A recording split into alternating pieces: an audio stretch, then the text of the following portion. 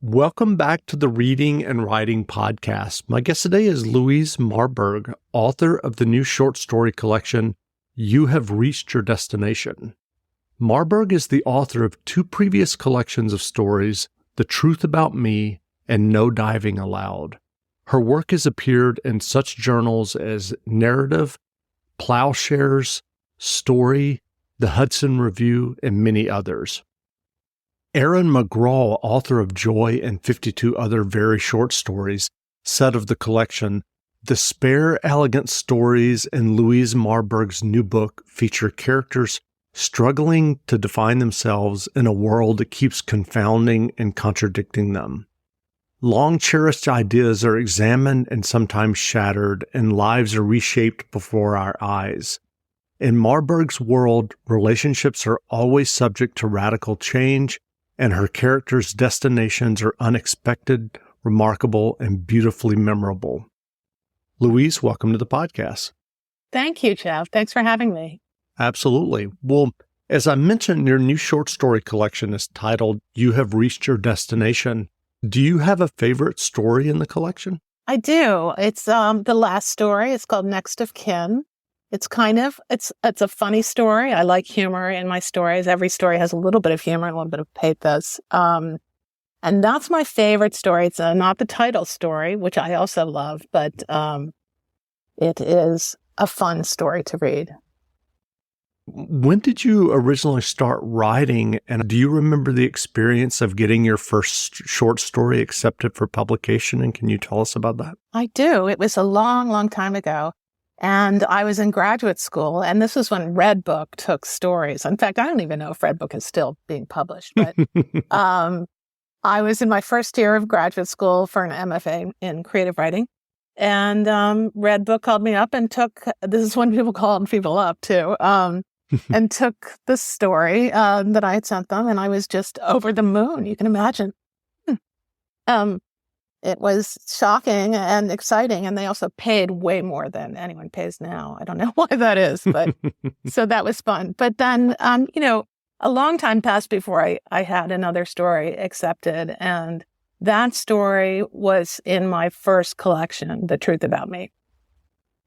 And so can you tell us about your MFA program? Where did you go, and what was that experience like for you? Sure. I went to Columbia University, the School of the Arts there.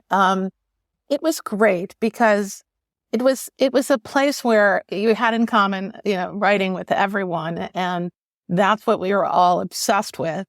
And there was no sort of, who are you? What are you doing? I don't understand you. We all understood each other. And I was very impressed with everybody's bravery, because this is not easy you make yourself vulnerable at graduate school because everybody's looking at your work and they have to have something to say about it in workshop. You get together 15 people and they all read your story, and then, depending on how good your story is, they either love it or, think it's okay or hate it or whatever. But it's not easy to hear what people have to say about your writing when you begin, as a writer, when you're a beginner writer. So, but I enjoyed it a lot. It was fun. Have you stayed in touch with any of the people in your MFA program? Interestingly, I haven't, and a lot of them did not go on to be writers anymore. Sure. But what I have done is I've gone to conferences such as the Swanee Writers Conference and the Kenyon Writers Conference, and those people I've kept in close contact with. And I don't know why not Columbia, but these conferences, I think it's because the conferences are sort of after college, after graduate school, and we're all, much more experienced. And so I do a lot of trading of stories with friends from those conferences, and we all just help each other. It's terrific. That's great. Yeah. When you sit down to write a short story, do you have an idea of the story already in your mind, or do you start with a sentence or an image, or does it vary depending on the story that you're working on? It really does vary. I often start with a character, but I've also started with, a character in mind. I have also started with just a random prompt from a friend. I've started with an image, a snippet of something I've heard someone say that's got me thinking. but I never do know what's going to happen in a story. And that for me is the really great part, because there are a lot of surprises. Do you ever sit down to a blank page, or now I guess it would be a blank screen, and literally not know what you're going to write? Sure. Yeah, I absolutely do. And then I just write something and hope that it, moves me forward, one sentence at a time. And honestly, I have, not so much anymore, but certainly with my first collection, I've dumped a lot of stories just thinking, oh my God, this is terrible. Once I've written 14 pages or something and, go, oh my God, this is a terrible story, which is good, right? I think, and that I know what a bad story is, bad that I write them. Well, I know that this is now your third collection. Is that correct? That's right. Have you written at longer length, or do you kind of keep coming back to the short story? Well, I was not writing longer length, and recently I finished a novel, which I started as a story and then just continued. And voila, I often say I wrote it behind my back, because I've said all along, I love stories, and I always said I would not write a novel because I love stories so much. And they're kind of they're not really, they don't get a lot of attention, stories, but that was okay with me. But then I wrote a novel. So my I would say work in progress, except I just finished it, is a novel. So we'll see what happens after that. I don't have an idea for another novel, whereas I can sit down and just write a story, write a story with absolutely nothing, no real plot in mind. And I don't really know if that's how you write a novel. I think there's more management involved. Well, that's interesting. Did you just find that it kept going and you kept? Well, what happened was this is written completely in the point of view of a main character, her voice, and she's absolutely reprehensible and hilarious. It's a comic novel, and so it was just really natural for me to continue in this woman's voice, who I just loved. And even though she's an alcoholic, she's profane, she's not particularly honest. I mean, she's just she's wacky, kind of. You don't really dislike her for these bad qualities, but so I just continued on, and I had a great time. It's not easy to write humor because you're not necessarily in a humorous mood. And also maintaining the tone of this character was challenging throughout, 200 pages. But it was fun, I have to say, all in all. I enjoyed it. That's great. Yeah. Well, you mentioned earlier that sometimes you'll write 14 pages, I think is the number you said, and then you'll realize that it's a bad story and you'll not finish it. Do you ever have stories that you maybe write a scene and then leave it and come back to it, even like months later, and continue it? I know a lot of people do that, but I never do. I'm just absolutely obsessed with what I'm writing at the time. And so, I'm not a put in the drawer person and come back to it. I'm just not that way. Well, are there short story writers that when you first started writing that you read and admired? Are there short story writers now that you're reading and enjoying? Well, now I really, my hero is Deborah Eisenberg, who writes only short stories, and I always admire that the writers who, give themselves over to a form that is really not widely recognized as commercial or something that will sell well, and so they don't. I mean, Deborah Eisenberg certainly has several books out because she's amazing, but you don't get a lot of attention. It's not a novel. It's not a big deal novel. You're never going to be on the bestseller list. So I kind of admire that devotion to the form.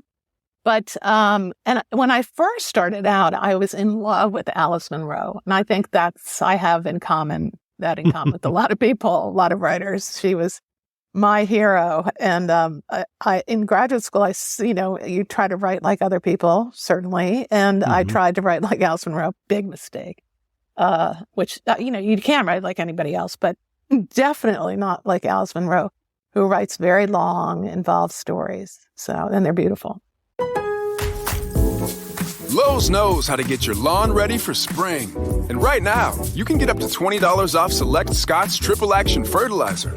Plus, get a Cobalt 40-volt 15-inch string trimmer or leaf blower. Your choice, $149, only at Lowe's. Get set for spring. Visit us in-store or online today, because Lowe's knows home improvement. Valid 3/9 through 3/22. Selection varies by location. While supplies last. Excludes Alaska and Hawaii. Welcome to BreezeLine, where you'll say, "Ta-ta, T-Mobile. Our home internet is just plain better, more reliable and faster because we put internet first. If there's network congestion, we won't slow your internet down like T-Mobile does to help their cell customers." And right now, you can try out a true internet experience with BreezeLine's reliable and fast fiber-powered home internet. Find your perfect speed with prices starting at $19.99 a month for 24 months. Terms and conditions apply. Go to breezeline.com to learn more. Right. Well, what writing advice would you offer for those who are working on their own short stories? Advise, first of all, that, if the person hasn't read a lot of short stories, read them. Read all the short stories just to see how they're constructed, because short stories have a particular kind of construction. It's like a puzzle, and every piece needs to fit in perfectly. You have to be very careful not to include details that aren't germane. It's just you've got only a limited amount of space. And I would also say to short story writers, this is a weird thing to say, but think hard. It's not necessarily that you have to be at your desk all the time doing it, but you have to really pay attention. And I often find that when I read short stories that I see that the author has not paid attention to what they're writing, and it sort of falls apart. So I would have that advice as well. I know that's kind of, not exactly specific, but I find that, really being intelligent or trying to be intelligent about your writing instead of just, putting it down. Sure. Yeah. Well, are you working on new short stories now? No, I'm not. I literally just finished the novel, so I haven't written anything. And since I've had 2 books come out in almost, a little over a year, I'm taking a little breather. And now I'm about to publicize You've Reached Your Destination. So I'm going to, go to various bookstores and do events. And, but I'm getting itchy, so I probably will be writing a short story very soon. That's great. Yeah. Well, what novels or short story collections have you read recently that you enjoyed? I'm trying to think it's interesting because the book that I'm telling everybody to read right now is not a novel or a collection. Mm-hmm. So I just because I think it's such an important book, I will mention it. It's called Caste by Isabel Wilkerson, and it's a history of racism in this country. And it is just jaw-dropping. And so if anyone's listening to me, definitely read that. And you'll just be amazed. So that's really the book that right now that I'm obsessed with. As far as short stories go, I've been reading a lot of journals. So my favorite journal is Story magazine. And if you want to read really top-notch stories, that is the journal to subscribe to or to buy. That's great. Well, where can people find you online if they want to learn more about you and your stories and story collections? LouiseMarburg.com. That's my website. If you Google me, there's certain, I think stories that you can read online and various things about prizes I've won, that kind of thing. That aren't on my website. There's no content to read on my website. Other than you can see where I've been published. And you can, of course, buy the book on my website if you just, click the button, buy now, whatever it says. Can't remember. But that's where you can find me. That's great. Well, again, we've been speaking with Louise Marburg, author of the new short story collection, You Have Reached Your Destination. The collection is available now, so go buy a copy. And Louise, thanks for doing this interview. Thank you, Jeff. Absolutely. Outrageous. On Monday morning, in her office at the magazine, Lydia found a note on her desk. "Bitch, I'm going to fuck you up the ass," it read. The handwriting was scraggly and uncertain looking, as if whoever wrote it had used the wrong hand. The paper was the kind that was used for copies, and the ink was blue from a ballpoint pen. Because correcting errors in punctuation and grammar was what Lydia did every day, she was distracted by the lack of a comma after bitch. She took the note to the managing editor. "Harrison, look what I found on my desk." She affected a casual attitude because she wanted to see his surprise. His shoulders twitched as he began to read, his wisecracker face going slack. "You found this on your desk?" he said. "Yup." She crossed her arms up her chest. She knew what he was thinking. No man in his right mind would want to fuck a woman her age any which way, regardless of his intent. Barely qualified 30-year-old men seem to be running the world these days, while women like her with decades of experience toiled to make them look good. The magazine was about sports, and all the writers were men. Like children, they wear blue jeans and the caps of their favorite teams, and great glumping sneakers on their feet. Lydia wore a skirt or dressy slacks every day, and if she went out to lunch, it was usually with the editor-in-chief's assistant, Ramona, a woman about her own age. "Keep this to yourself until I find out who wrote it," Harrison said. "Okay," Lydia said, "but how do you plan to do that?" "Don't you worry," he said. Lydia shrugged and tucked the note into her blazer pocket. Feathers would probably be ruffled, and she would be treated with kid gloves for a while. But nothing else would come of it, and she honestly didn't care. The threat was an empty one. Of that, she was sure. At 1:30, her phone rang. "Hungry?" Ramona said. "I'm dying for spicy tuna." "Give me 5 minutes," Lydia said. She resealed the Tupperware container of salad she'd brought from home, put on her coat, and took the elevator down 30 floors. Ramona was waiting at the lobby security counter, flirting with the guards. She was wraith thin and bottle blonde, her hair as long and wild as a hippie's. She wore 4-inch heels and a low-cut top that showcased the rigid domes of her breasts. Lydia had a figure like an appliance box and had never done anything to her brownish-gray hair beyond having it shampooed and cut.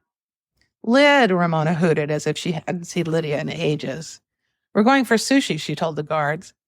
Lydia ignored the guards, and they ignored her. She and Ramona walked down 6th Avenue to Takamichi's. "I went on another date with Mr. Tartan," Ramona said after they were seated and served. Mr. Tartan was a man she had met on eHarmony who wore a tartan tie in his profile picture. She rarely referred to her dates by their given names when discussing them with Lydia. "I thought you'd settled on the dentist," Lydia said. She maneuvered a slab of raw salmon onto her plate with her chopsticks. It was beautiful and disgusting at once. Sushi was good until you really thought about it. "Didn't I tell you," Ramona said, "the dentist is hopeless in bed." She crammed a tuna roll into her mouth. "Lord," Lydia said, "I've heard enough." "Oh, don't be such a prude," Ramona said. "What's new with you?" Lydia hated being asked what was new with her because usually nothing was. It went without saying that Ramona's life was more interesting than hers. "Well, I do have news, but it's a secret." She took the note from a pocket inside her purse. "I found this on my desk this morning." Ramona took the note. "No way, you did not," she said once she'd read it. "I certainly did," Lydia said. Why was she affronted? She would have said the same thing in Ramona's place. Ramona slid the note back across the table. "You wrote this, didn't you?" "What? Why would I write that?" Lydia said. "For what earthly reason?" "Because you're jealous that I have sex and you don't. You want me to think you have a stalker." Lydia sat back. "It would never occur to me to do something like that. It doesn't even make sense. Not everything is about you, by the way." "What do you mean by that?" Ramona said. "We talk about your life all the time. There's nothing I haven't heard about your son. You go on about him nonstop." Lydia paused for a moment before saying, "At least I have a child to talk about." Ramona stared. "I can't believe you said that." "I can't believe you think I'd write something like this." "Why, is it a secret?" Ramona said. "It's a secret because I brought it to Harrison as soon as I found it, and he told me not to talk about it to anyone until he finds out who wrote it." "You took it to Harrison?" "Of course I did," Lydia said. "I thought he should know that someone in the office was writing lewd notes." "Harrison is humoring you, Lydia. Don't be an idiot." "He wasn't," Lydia said. "The guys make fun of you, you know," Ramona said. She blinked her eyes rapidly several times the way Lydia did when she was nervous. They imitate your tick behind your back. I've told them to knock it off, but they think it's funny. Helplessly, Lydia blinked. She'd had the tick for as long as she could remember. I don't believe you. You're making that up. No, you're making that up, Ramona said, pointing at the note. Lydia focused on Ramona's glistening lips, clownishly plump with some sort of filler and painted a dusky maroon. She must have been gossiped about amongst the staff, a woman pushing 60 trying to look 30 years younger. But Lydia had never heard anything derogatory about her. She cast around for an insult. Everyone says you look like a trollop. Ramona laughed loudly. Oh, Lydia, how ridiculous. A trollop? Nobody but you would use that word. She rummaged in her bag and took out her wallet. This is for my half, she said, dropping a $20 bill on the table. She stood and walked away. Lydia calmly continued eating. People wouldn't think anything about Ramona leaving. She might have had an appointment she had to rush off to, or was late for a meeting at work. Lydia and Ramona had never had a falling out before. They worked in the same office, but not with each other, so there was nothing to fall out about. Lydia looked around at the other customers and saw 4 writers from the magazine sitting at a nearby table. She caught their attention and smiled. They smiled back at her, waving hello. Any one of them could have written the note.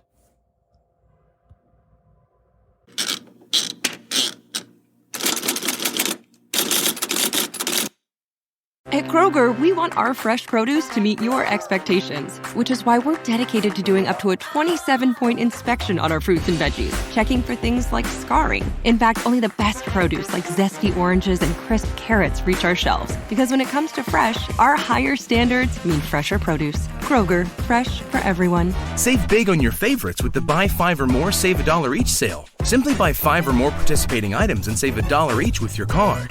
Kroger, fresh for everyone. Lowe's knows how to get your lawn ready for spring. And right now, you can get up to $20 off select Scott's Triple Action Fertilizer. Plus, get a Cobalt 40-volt 15-inch string trimmer or leaf blower. Your choice, $149, only at Lowe's. Get set for spring. Visit us in-store or online today, because Lowe's knows home improvement. Valid 3/9 through 3/22. Selection varies by location. While supplies last. Excludes Alaska and Hawaii.